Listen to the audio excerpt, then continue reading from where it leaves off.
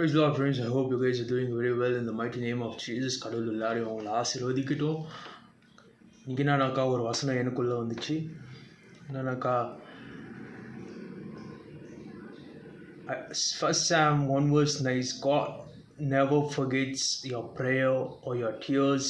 He sees you, He hears you, and He works even in the waiting.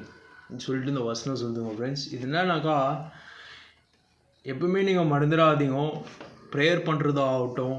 அதேமாரி நீங்கள் கடவுள்கிட்ட கேட்கலாம், கடவுளே எனக்கு அந்த வருஷத்துக்குள்ளே எனக்கு ஒரு பிளெஸ்ஸிங் என் வாழ்க்கையில் எங்கள் குடும்பத்தில் ஒன்று நடக்கணும் ஆண்டவரே. இந்தமாரி வீடு கட்டுறதாகட்டும், இல்லை ஒரு சின்ன சின்ன பொருளுங்க வாங்குறதா கூட ஆகட்டும். ஆனால் நீங்கள் கடவுள்கிட்ட கேட்டிருக்கலாம், ரொம்ப நாள் ஆசையாக இருந்திருக்கலாம், கடவுள்கிட்ட கேட்டிருக்கலாம். பட் அது உங்களுக்கு கிடைக்காமல் இருந்திருக்கலாம். பட் கடவுளுக்கு தெரியும் எந்த டைமில் கொடுக்கணும், எந்த உடனே கொடுத்துட்டா இவன் பெரிய ஆள் ஆகிடுவானா.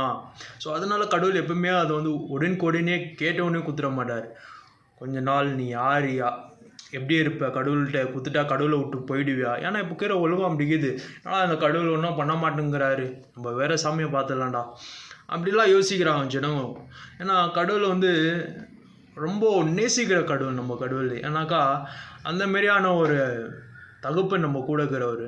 ஏன்னாக்கா நம்ம வாழ்க்கையிலலாம் நிறைய பேர் இப்படி தான், இயேசு சாமி கிட்ட போயிட்டாங்க, அவங்க வாழ்க்கை பிரகாசமாக மாறிடுச்சு, நம்மளும் இயேசு சாமி கூட போயிடலாமா அப்படின்லாம் சொல்லுவாங்க.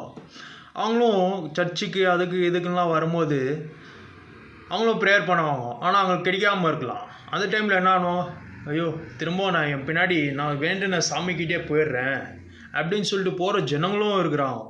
ஸோ அதனால் கடவுள் எப்பவுமே என்ன பண்ணுவார்னாக்கா, ஒருத்தரை வெயிட் பண்ணி நிதானமாக அவர் யார் எவருன்னு பார்த்து தான் ஒரு கிஃப்ட்டு கொடுக்குறாருனாக்கா அதை பார்த்து தான் கொடுப்பார், உடனே கொடுத்துட மாட்டார் ஃப்ரெண்ட்ஸ்.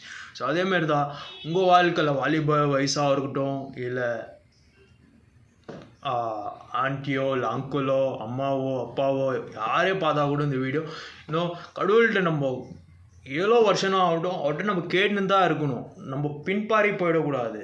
அவர் கூட எப்பவுமே நம்ம ட்ராவல் பண்ணோம், அவர் கூட இருக்கணும்.